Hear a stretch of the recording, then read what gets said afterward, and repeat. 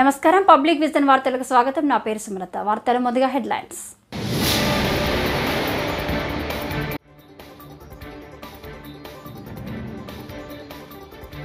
తక్కువ ఖర్చుతో భారత్ అంతరిక్ష పరిశోధనలు చేస్తుందని డిప్యూటీ సీఎం పవన్ కళ్యాణ్ ఇస్రో సేవలను కొనియాడారు.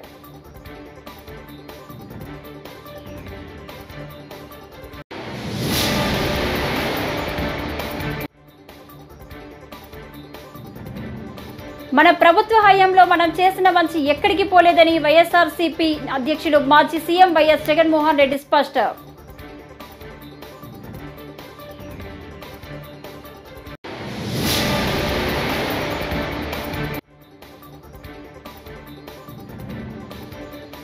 సెబీ ఆదాని అంశంపై దేశవ్యాప్తంగా ఆందోళన చేయాలని సిపిఐ జాతీయ కార్యదర్శి కె నారాయణ.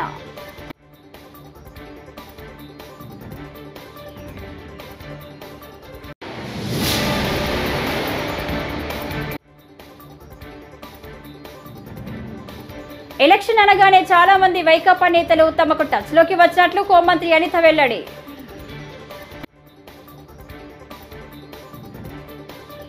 ఇక డీటెయిల్స్ చూస్తే, హాలీవుడ్ సినిమాలకు అయ్యే వ్యయం కంటే తక్కువ ఖర్చుతో భారత్ అంతరిక్ష పరిశోధనలు చేస్తుందని డిప్యూటీ సీఎం పవన్ కళ్యాణ్ ఇస్రో సేవలను కొనియాడారు.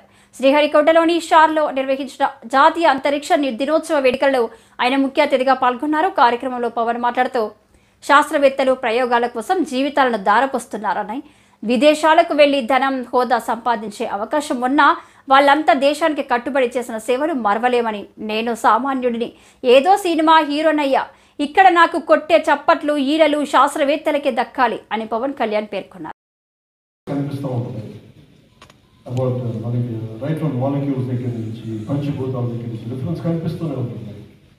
అలాంటి అనుకున్న ఆలోచన ఈ రోజున మనకి ఎట్లా అయిపోయిందంటే, నేను చిన్నప్పుడు ఇక్కడ ఉండేవాడిని నెల్లూరులోనే.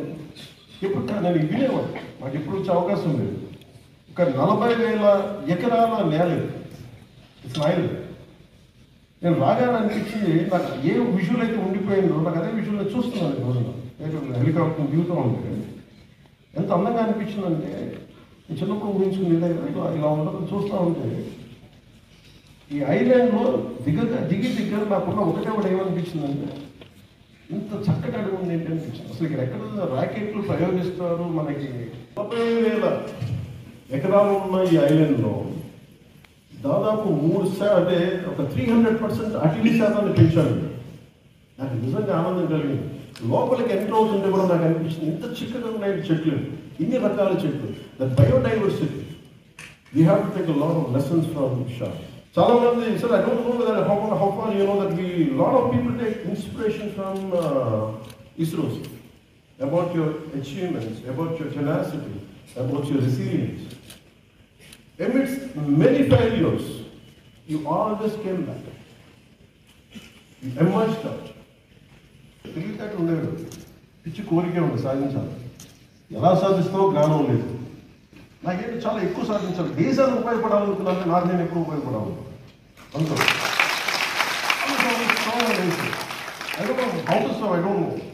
మనిషిని రోదశీలోకి పంపించాలి, లేదంటే చంద్రమండలంలో దిగాలి. చిన్న చిన్నగా ఏం చదువు. నాకు కూడా కోరికే ఉండదండి, నాకు డబ్బులు సంపాదించాలని, పేరు సంపాదించాలని. నా దేశం నెంబర్ 1గా ఉండాలి. సైన్స్ అండ్ టెక్నాలజీ అంటే మనం అంత ఎఫెక్టివ్గా చేయగలం. మనకి సినిమా వరకు చేయగలరు ఎక్కువ బడ్జెట్లో పెట్టి, బట్ దానికంటే తక్కువ బడ్జెట్ తోటి మనం కూర్చోబెట్టి ఇండియన్ మార్స్ మిషన్ సక్సెస్ఫుల్ చేయాలి. మన ప్రభుత్వ హయాంలో మనం చేసిన మంచి ఎక్కడికి పోలేదని వైఎస్ఆర్సీపీ అధ్యక్షులు మాజీ సీఎం వైఎస్ జగన్మోహన్ రెడ్డి స్పష్టం చేశారు. ప్రతి ఇంటికి మనం చేసిన మంచి బ్రతికే ఉందని మేనిఫెస్టో అమలులో విశ్వసనీయతకు అర్థం చెప్పామన్నారు. విశాఖ స్థానిక సంస్థల ఎమ్మెల్సీ ఎన్నికల నేపథ్యంలో బుధవారం యలమంచిలి, భీమిలి నియోజకవర్గాల జెడ్పీటీసీలు, ఎంపీటీసీలు, కౌన్సిలర్లతో వైఎస్ జగన్ సమావేశమయ్యారు. ఈ సందర్భంగా క్యాడర్కు వైఎస్ జగన్ దిశానిర్దేశం చేశారు. మెడలు వంచక తప్పలేదు. ధర్మం, న్యాయం ఈరోజు గెలిచింది. మామూలుగా అయితే పోటీ పెట్టకూడదు. మనకు 600 చిల్లర ఓట్లు ఉన్నప్పుడు, వాళ్ళకు 200 చిల్లర ఓట్లు ఉన్నప్పుడు అసలు పోటీ పెట్టాలని ఆలోచన చేయడమే దుర్మార్గం. ఆలోచన చేయడమే ధర్మం కాదు, ఆలోచన చేయడమే ఒక అన్యాయం. ఎందుకనంటే నీకు సంఖ్యాబలం లేనప్పుడు నువ్వు ఎందుకు పోటీ పెడతా ఉండవు? అంటే మేము కొనేదానికోసమే కదా, ప్రలోభాలు పెట్టేదానికోసమే కదా. మన తప్పు కదా, అలా చేయడమే ధర్మం కాదు. కానీ అలాంటి మనిషి అలా చేయడం తన నైజం. ఆ మనిషి తన అదే మాదిరిగానే చేసినా కూడా వైఎస్ఆర్ కాంగ్రెస్ పార్టీ కార్యకర్తలందరూ కూడా, నాయకులందరూ కూడా ఒక తాటి మీద గట్టిగా విలువలకు, విశ్వసనీయతకు గట్టిగా నిలబడ్డారు కాబట్టి ఆయన తల వంచక తప్పలేదు. మేనిఫెస్టోలో ఏదైతే మనం చెప్పామో ఎక్కడా కూడా మాట తప్పల. మేనిఫెస్టోను మొట్టమొదటిసారిగా చెత్తబుట్టలో వేసే పరిపాలన నుంచి మొట్టమొదటిసారిగా విశ్వసనీయత అన్న పదానికి అర్థం చెబుతూ మేనిఫెస్టోను ఒక బైబిల్గా, ఒక ఖురాన్గా, ఒక భగవద్గీతగా భావిస్తూ ఒక కొత్త నిర్వచనం చూపిస్తూ ఎన్నికల్లో విశ్వసనీయత అన్న పదానికి అర్థం చెబుతూ మనకు ఎన్ని సమస్యలున్నా కూడా చంద్రబాబు నాయుడు ఈ పొద్దు ఏ సమస్యలు లేకపోయినా కానీ సమస్యలు ఉన్నట్టుగా దాన్ని చిత్రీకరిస్తూ ఉన్నాడు. కానీ నిజం చెప్పాలనంటే మన ప్రభుత్వం అధికారంలోకి వచ్చినప్పుడు ఒకవైపున చంద్రబాబు చేసిన అప్పులు ఉన్నాయి, ఆ అప్పుల మీద వడ్డీలు ఉన్నాయి, ఆ వడ్డీలకు తోడు కోవిడ్ అనే మహమ్మారి కూడా మనం పరిపాలన చేసేటప్పుడు కూడా మనకు తాండవిస్తూ ఉన్న పరిస్థితులు. కానీ అటువంటి భయానక పరిస్థితుల్లో ఉన్నా కూడా ఒకవైపున రాష్ట్రానికి రావాల్సిన ఆదాయాలు తగ్గినప్పటికీ, రాష్ట్రంలో పెట్టే ఖర్చు అనూహ్యంగా పెరిగినప్పటికీ ఎటువంటి సాకులు చూపలేదు, ఎటువంటి కారణాలు చెప్పలేదు. ఈ వైట్ పేపర్లని ఇంకొకటని గత ప్రభుత్వం మీద నిందలు మోపి, కోవిడ్ మీద నిందలు మోపి ప్రజలకు చేయాల్సింది చేయకుండా పోయే కారణాలు ఏ పొద్దు చూపించలేదు.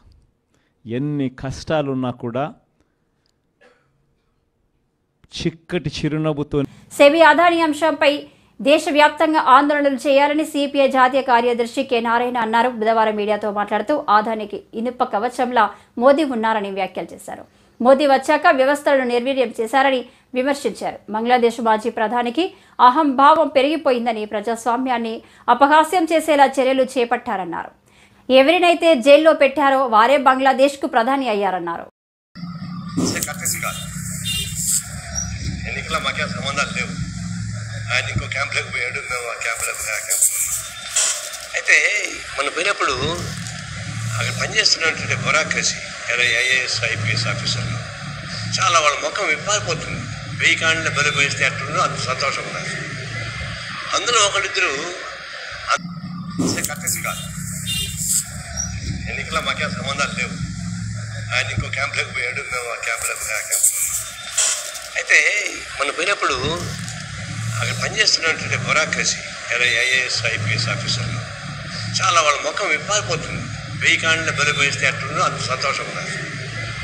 అందులో ఒకరిద్దరు ఎలక్షన్ అనగానే చాలా మంది వైకాపా నేతలు తమకు టచ్లోకి వచ్చినట్లు హోంమంత్రి అనిత తెలిపారు. తాము అధికార పార్టీలో ఉన్నామని క్యాంపు పెట్టాలనుకుంటే పెట్టగలమని చెప్పారు. విశాఖ ఎమ్మెల్సీ ఎన్నికల్లో పోటీ చేయాలని అనుకుంటే మంచి మెజారిటీతో తాము గెలవగలమని ధీమా వ్యక్తం చేశారు. కానీ విలువలకు గౌరవం ఇచ్చి తాము ఈ ఎన్నికకు దూరంగా ఉన్నామని అనిత స్పష్టం చేశారు. తాము ప్రతిపక్షంలో ఉన్నప్పుడు వైకాపా నేతలు శాసన మండలి రద్దు చేస్తామన్నారని, అలాంటి వారు ఇప్పుడు ఎలా నామినేషన్ వేశారని అనిత మండిపడ్డారు. నిర్ణయించుకున్నామన్న విషయాన్ని కూడా క్లియర్గా చెప్పారు. ఇదే ఎంపీటీసీ ఎలక్షన్స్ అప్పుడు నోటిఫికేషన్ వచ్చిన తర్వాత వాళ్ళు అధికారంలో ఉండి మేము ప్రతిపక్షంలో ఉండేటప్పుడు ఎంపీటీసీ ఎలక్షన్స్కి నామినేషన్ వేయటానికి కూడా మమ్మల్ని చాలా ఇబ్బంది పెట్టిన సందర్భాలు కూడా ఉన్నాయి. నామినేషన్ పత్రాలని సంచుల్లో దాచుకొని చాలా భద్రంగా ఎవరు చూడకుండా, ఎవరైనా చూస్తే మమ్మల్ని కొడతారేమో, ఎవరైనా చూస్తే మా నామినేషన్ పేపర్లు చించేస్తారేమో భయంతో ఆ రోజుల్లోని కూడా చావుకు ఎదురెళ్ళి చాలామంది కార్యకర్తలు ఎంపీటీసీల కింద జడ్పీటీసీల కింద నామినేషన్లు వేశారు. ఆ రోజు అక్కడ ఇక్కడ అని లేదు, ప్రతి చోట కూడా దాడులు నిర్వహించారు. కనీసం నామినేషన్ వేయడానికి కూడా మా కార్యకర్తల్ని ముందుకు రానివ్వకుండా భయభ్రాంతులకు గురి చేసిన సందర్భాన్ని కూడా ఈ రోజు గుర్తు చేసుకోవాలి. సీఎం చంద్రబాబు నాయుడు గారు ఆ రోజు నిర్ణయం తీసుకొని ఎంపీటీసీ ఎలక్షన్స్ని మేము బాయ్కాట్ చేసాం. ఆ రోజు లోకల్ ఎలక్షన్స్ మేము బాయ్కాట్ చేసాం. ఆ రోజు బాయ్కాట్ చేసిన తర్వాత మళ్ళా తిరిగి ఈరోజు ఆ ఎమ్మెల్సీ ఎలక్షన్స్లో, ఈ స్థానిక సంస్థల ఎమ్మెల్సీ ఎలక్షన్స్లో పోటీ చేయడం అనేది నైతికత కాదు, అది విలువలకి విరుద్ధంగా ఉంటుంది అని ఒకే ఒక ఉద్దేశంతో ఈరోజు గౌరవ చంద్రబాబు నాయుడు గారు ఈ నిర్ణయం తీసుకున్నారు. చాలా మంది బయటకు వచ్చి ఈరోజు ఏదేదో మాట్లాడుతున్నారు అనమాట. అంటే వీళ్ళకి ఏంటంటే వాపుకి బలుపుకి తేడా లేని వాళ్ళందరూ కూడా వైఎస్ఆర్సీపీ పార్టీలోనే ఉండటం కూడా మన దౌర్భాగ్యం. వాళ్ళ పరిస్థితి ఎలా ఉందంటే ఈరోజు మేము ఏదో భయపడిపోయాము, అలా భయపడిపోయాము, ఇలా భయపడిపోయాము అంటున్నారు. ఒక్కసారి చరిత్రను గుర్తు తెచ్చుకోండి. ఎన్నో సంవత్సరాలు కాదు, జస్ట్ ఒక్క సంవత్సరం, 2 నెలలు ముందుకెళ్ళండి, దానికి ఒక సంవత్సరం ముందుకెళ్ళండి. మీరందరూ కూడా మాకు ప్రతిపక్ష హోదా కూడా తీయించేస్తాము, అటు నుంచి 3 వస్తే ఇటు నుంచి 3 వస్తాయి అని చెప్పేసి ప్రగల్భాలు పలికినప్పుడు 21 సీట్లోని కూడా అందరూ కూడా గెలిచిన 23 సీట్లలో కూడా 4 మీరు లాక్కున్న తర్వాత కూడా మేము ఆ రోజు అధికారంలో ఉన్నప్పుడు కులం కూడు పెట్టదన్న మాజీ మంత్రి అధికారం పోయాక కులం ఇప్పుడు గుర్తొచ్చిందా అంటూ మైలవరం ఎమ్మెల్యే వసంత కృష్ణప్రసాద్ విమర్శించారు. బుధవారం మైలవరంలో ఆయన మాజీ మంత్రి కుమారుడు అరెస్టుపై మీడియాతో మాట్లాడారు. అమెరికాలో ఉద్యోగం చేసుకునే నీ కుమారుడిని ఇండియాకు ఎందుకు రప్పించామంటూ ప్రశ్నించారు. నీ దందాలకు సపోర్టుగా తెచ్చుకున్నావా అంటూ మాజీ మంత్రిపై విమర్శించారు. అనుకున్నాడు, అక్రమంగా కేసు పెట్టారు, కావాలంటే నన్ను ఎదుర్కోండి కానీ నా కుమారుల మీద అక్రమ కేసులు పెట్టొద్దు. మరి నీకు అధికారం రాగానే అమెరికా నుంచి నీ కొడుకుని ఎందుకు పిలిపించావు? ఇక్కడ నేను చేసే దందాలు జరగలే, నా దాంట్లో నువ్వు కూడా భాగస్వామిగా నీ కొడుకుని పిలిపించావా? ఇక్కడ మరి అమాయకుడు, ఏమి తెలియని వాడు, చిన్నవాడు అని చెప్పి నిన్న ధర్మపన్నాగాలు, నీతులు, సూత్రాలు చెప్తున్నావు. మరి మొన్న పెనమలూరులో దాడులకు వెళ్ళినప్పుడు, అట్లాగే పెడంలో దౌర్జన్యాలు చేసినప్పుడు నీ కొడుకు చిన్నవాడు కాదా? రేపల్లిలో అమర్నాథ్ గౌడ్ చెప్పినప్పుడు ఆ కులం కూడి పెట్టుద్దా, ఏం చేస్తుందని చెప్పాడు. ఎవడైనా గుణం లేని వాడు కులం గురించి మాట్లాడతాడు. నిన్న నువ్వు నీ కుటుంబం మీద అన్యాయం జరిగింది అనుకుంటే కోర్టులకు వెళ్ళు, ప్రజల ముందు విషయాలు విశదీకరించు. ఇవన్నీ వదిలేసి నేను గౌడ కులం నుంచి 2019 ఎన్నికలకు ముందు నువ్వు ఏ వాహనంలో తిరిగావో మైలవరం నియోజకవర్గ ప్రజలందరూ చూశారు. ఒక డొక్కు టాటా సఫారీ. ఈ రోజు నీ ఇంటి ముందు ఎన్ని కార్లు పెట్టున్నాయి, నువ్వు కాలు తీసి కాలు బయట పెడితే ఏ రకమైన కార్లు తిరుగుతున్నావు. ఇంతేకాదు, జోగి రమేష్ గారు ఆయన ఇల్లు కట్టుకో, కొత్త కారులో తిరుగు. మేము ఎవరు బాధపట్ల. ఈ మైలవరం నియోజకవర్గంలో ఉన్న గౌడ సామాజిక వర్గాల వాళ్ళు ఎవరు కూడుకోవట్ల. ఎందుకంటే అతని నైజం ఈ మైలవరం నియోజకవర్గంలో ఉన్నటువంటి, ఎందుకంటే దగ్గరగా చూశారు కదా, ప్రతి గౌడ సోదరుడికి తెలుసు. మొన్న కాదు కదా 2014లో ఇక్కడ పోటీ చేసినప్పుడు కూడా ఒక్క గౌడ కులస్తులు కూడా అతనికి ఓటేలా, ఎందుకంటే అతని నైజం ఇక్కడ తెలుసు కాబట్టి. తిరుమల శ్రీవారిని సినీ నటుడు వరుణ్ తేజ్, లావణ్య త్రిపాఠి దంపతులు దర్శించుకున్నారు. బుధవారం వీఐపీ ప్రారంభ విరామ దర్శన సమయంలో వారు స్వామివారి సేవలో పాల్గొన్నారు. తీతీదే అధికారులు వారికి స్వాగతం పలికి దర్శన ఏర్పాట్లు చేశారు. దర్శన అనంతరం రంగనాయకుల మండపంలో పండితులు ఆశీర్వచనం చేసి స్వామివారి తీర్థ ప్రసాదాలను అందజేశారు.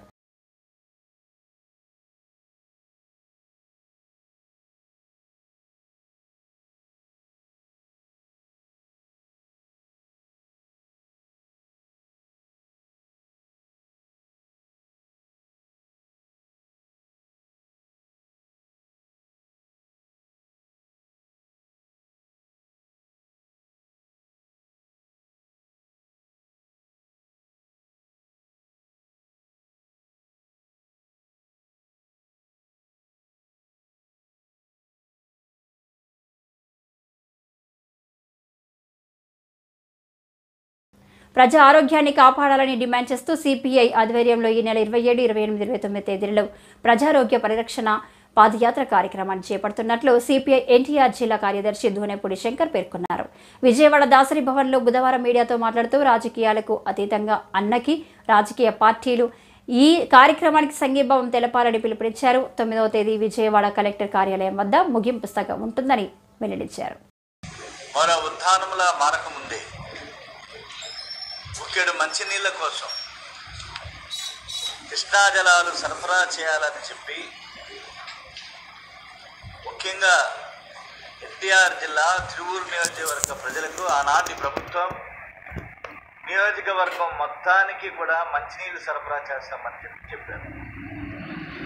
కానీ ఆచరణలో నీటి మూటలు అయిపోయినటువంటి పరిస్థితి తెలిసింది. నీటి కాలుష్యం వలన, సిలికాన్ ఫ్లోరైడ్ వాటర్ వలన నియోజకవర్గంలో ఉన్నటువంటి అత్యధిక గ్రామాలు 100 గ్రామాలు సైతం ఇవాళ సిలికాన్ ఫ్లోరైడ్ బారిన పడి కిడ్నీ వ్యాధిగ్రస్తులై వందలాది మంది చనిపోతుంటే పాలక వర్గాలకి చెంపుకుట్టినట్లయినా లేదు.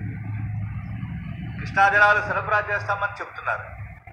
పక్కనే కృష్ణానది పెట్టుకొని ఎన్టీఆర్ జిల్లాలో కృష్ణానది నీరు సరఫరా కావటం లేదంటే చాలా ఆశ్చర్యకరం, బాధాకరమైనటువంటి విషయం.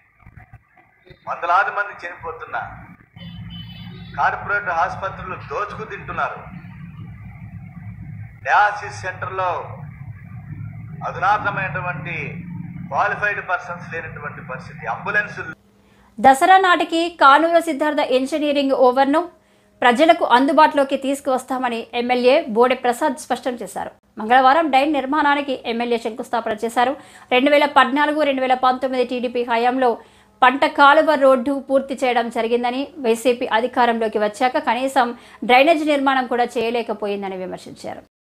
ఏదైతే పంట కాలువ రోడ్లో సిద్ధార్థ ఇంజనీరింగ్ కాలేజీలో ఉన్న ఫ్లైఓవర్ సుమారుగా 5 సంవత్సరాల నుంచి ప్రారంభోత్సవం చేయకుండా, పనులు చేయకుండా గత ప్రభుత్వంలో నిర్లక్ష్యానికి గురవడం. ఈ రోడ్డుకి ఒక ప్రాముఖ్యత ఉంది. పటమట ఎన్టీఆర్ సర్కిల్ దగ్గర నుంచి కానూరు సనత్ నగర్ వరకు కూడా తెలుగుదేశం ప్రభుత్వంలో 2019-2024 మధ్యలో ఎన్టీఆర్ స్టాచ్యూ నుంచి కానూరు పరిధి వరకు నిర్మాణం పూర్తి చేసింది తెలుగుదేశం పార్టీ ప్రభుత్వంలో. 2014-19లో సనత్ నగర్ నుంచి కానూరు వరకు, పోరంకి వరకు రోడ్డు నిర్మాణం చేసి ఇంజనీరింగ్ కాలేజీలో లక్షల మంది పిల్లలు ఇక్కడ చదువుకుంటా ఉన్నారు. ఈ కాలేజీ 2 వైపులా ఈ రోడ్డుకు ఉండటం ప్రభుత్వం అంగీకరించి వారి ఖర్చుతో ఈ నిర్మాణాన్ని చేయటం జరిగింది. అయితే డ్రైనేజీ కానీ సౌండ్ బారియర్స్ కానీ ప్రభుత్వం చేయాల్సి ఉంది. 5 సంవత్సరాల్లో అది పూర్తి చేయకపోవటం వలన యాజమాన్యం దీన్ని పూర్తి చేయాల. మళ్ళీ 2024లో తెలుగుదేశం పార్టీ అధికారంలోకి రాగానే రాజకీయ కక్షలతోనే తన కుమారుడు రాజీవ్ను అరెస్టు చేశారంటూ మాజీ మంత్రి జోగి రమేష్ మాట్లాడడం అవివేకానికి నిదర్శనమని గృహ నిర్మాణ సమాచార శాఖ మంత్రి కొలుసు పార్థసారథి అన్నారు. అగ్రిగోల్డ్ భూముల వ్యవహారంలోనే అతన్ని అరెస్ట్ చేసినట్లు మంత్రి స్పష్టం చేశారు. కక్ష సాధింపు చర్యలు అనేవి ఎన్డీఏ ప్రభుత్వంలో ఉండవని ఆయన తేల్చి చెప్పారు. అధికారం చేపట్టిన తొలి నాళ్లలోనే ఈ విషయాన్ని ముఖ్యమంత్రి చంద్రబాబు, ఉప ముఖ్యమంత్రి పవన్ కళ్యాణ్ చెప్పారని గుర్తు చేశారు. పవన్ కళ్యాణ్ గారు చెప్పేది ఒకటే విషయం. మనకి ప్రజలు చరిత్రలో ఎన్నడూ లేని విధంగా విజయాన్ని అందించారు. దీన్ని ఒక బాధ్యతగా తీసుకుని ఈ రాష్ట్ర అభివృద్ధి కోసం, రాష్ట్ర ప్రజల భవిష్యత్తు కోసం అందరం కష్టపడదాం. అంతేగాని రాజకీయ కక్షలకు కానీ, పొలిటికల్ విక్టిమైజేషన్ కానీ చేసే ఆలోచనతో పని చేయవద్దు. అందరం అనేక సందర్భాల్లో గత ప్రభుత్వం ద్వారా ఇబ్బంది పడ్డ వాళ్ళమే చట్ట వ్యతిరేకంగా. అయినా కూడా దాన్ని దృష్టిలో పెట్టుకోకుండా మన లక్ష్యం ఈ రాష్ట్రం అభివృద్ధి, ప్రజల భవిష్యత్తు, ప్రజల సంక్షేమం అని పదే పదే చెప్తూ వస్తూ ఉన్నారు. కానీ ప్రతిపక్షం ప్రతి విషయాన్ని కూడా రాజకీయం చేసి రాజకీయ లబ్ధి పొందాలని ప్రయత్నం చేయటం, సిగ్గు చేయటం చెప్పేసి నేను మనవి చేస్తా ఉన్నాను. విషయం లేని విషయాలు కూడా, ఎటువంటి సబ్స్టెన్స్ లేని విషయాలను కూడా రాజకీయ ప్రచారం కల్పించి ప్రభుత్వం మీద బురదలటానికి ప్రయత్నం చేయటం చాలా శోచనీయం అని చెప్పేసి మనం చేస్తా ఉన్నాను. దాంట్లో భాగంగానే నిన్న మాజీ మంత్రి గారు జోగి రమేష్ గారి కుమారుడిని అగ్రిగోల్డ్ భూ వ్యవహారంలో అరెస్ట్ చేయటం జరిగింది. ఆ విషయంలో సబ్జెక్ట్ మీద స్పందించుకోకుండా, జరిగిన తప్పొప్పుల మీద స్పందించుకోకుండా ఇదేదో రాజకీయ కక్షతో చేస్తున్నారు, ఆ రోజు చంద్రబాబు నాయుడు గారి ఇంటి మీద దాడికి వెళ్ళినందుకు చేస్తున్నారు అని వక్రీకరించడానికి, ప్రజల దృష్టిని మరల్చడానికి ప్రయత్నం చేయటం శోచనీయం అని చెప్పేసి మనం చేస్తా ఉన్నాను. ఒకవేళ పొలిటికల్ విక్టిమైజేషన్ లేతే కక్ష సాధింపు ధోరణి ఉన్నట్లయితే వాళ్ళు బయటకు వచ్చి ఈ విధంగా మాట్లాడే అవకాశం కూడా ఉండేది కాదని చెప్పేసి మనం చేస్తామని నేను ఆయన ఒప్పుకున్నట్టు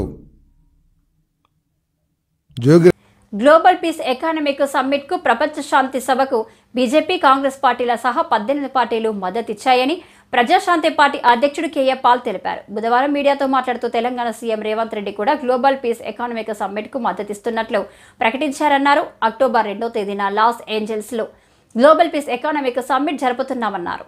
ఈ సమావేశానికి మద్దతు ఇవ్వాల్సిందిగా సీఎం చంద్రబాబును ఆహ్వానిస్తున్నామన్నారు.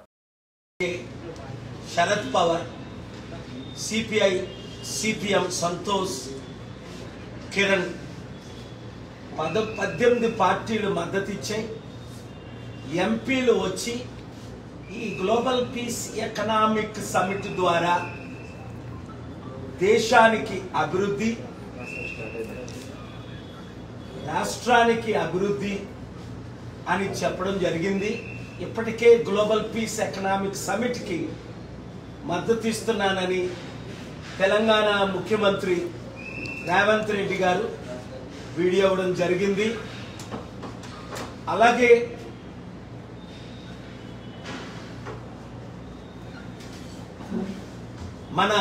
నా మిత్రులు ఆంధ్రప్రదేశ్ ముఖ్యమంత్రులు చంద్రబాబు నాయుడు గారిని కూడా ఇన్వైట్ చేయడం జరిగింది.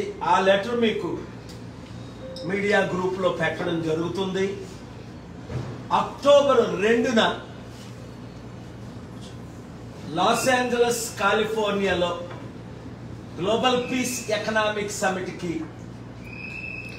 ఇక్కడ నుండి ఎంపీలు వస్తున్నారు. అలాగే ప్రపంచంలో ఉన్న 197 దేశాల్లో అనేక దేశాల ప్రెసిడెంట్స్, ప్రైమ్ మినిస్టర్స్ ఈ ఎకనామిక్ సమిట్కి ఆల్రెడీ మద్దతు ఇస్తున్నారు. వారు కూడా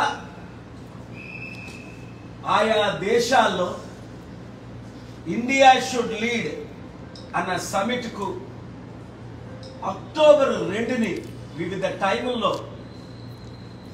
మద్దతు ఇస్తున్నారు. కనుక మీడియా ఓనర్స్ని, మిత్రుల్ని నేను రిక్వెస్ట్ చేసేది ఏమిటంటే రాజకీయాలు పక్కన పెట్టి ఆంధ్రప్రదేశ్ రాష్ట్రం దాదాపు 13 లక్షల కోట్ల అప్పు, తెలంగాణ రాష్ట్రం 7.5 లక్షల కోట్ల అప్పు, ఖజానా ఖాళీ అయిపోయింది, నేను ఇచ్చిన వాగ్దానాలు నెరవేర్చలేకపోతున్నానని ఎంతో బాధతో చంద్రబాబు నాయుడు గారు చెప్పడం మనందరం విన్నాం. అసెంబ్లీలో చెప్పారు, ప్రెస్ మీట్లో చెప్పారు, బయట చెప్పారు. కానీ ఆ ఖజానాని నింపడం ఎలాగా, ఇచ్చిన హామీలు నెరవేర్చడం ఎలాగా అన్న ప్లాన్తో ఈ లెటర్ నేను చంద్రబాబు నాయుడు గారికి పంపడం జరిగింది.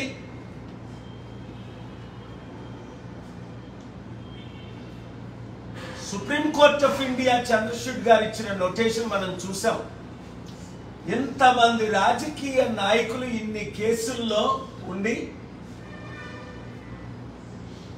5-10 సంవత్సరాలు డిలే చేసి అభివృద్ధి చేయలేకపోతున్నారు అని నేను పర్సనల్గా పార్టీ ఆపదలో ఉన్న వారికి అండగా నిలుస్తున్న ప్రజా దర్బార్కు వచ్చే విన్నపాలను సంబంధిత శాఖలకు పంపి సత్వర పరిష్కారానికి కృషి చేయాలని విద్యా, ఐటీ, ఎలక్ట్రానిక్స్ శాఖల మంత్రి నారా లోకేష్ సిబ్బందిని ఆదేశించారు. ఉండవల్లిలోని నివాసంలో 26వ రోజు ప్రజా దర్బార్లు మంగళగిరి నియోజకవర్గంతో పాటు రాష్ట్ర వ్యాప్తంగా ప్రజలు తరలివచ్చారు. తమ కష్టాలను విన్నవించారు. భూ ఆక్రమణ సమస్యలపై బాధితుల నుంచి ఫిర్యాదులు ఎక్కువగా వస్తుండటంతో సంబంధిత శాఖతో సమన్వయం చేసుకుంటూ పరిష్కరించాలని సిబ్బందికి సూచించారు.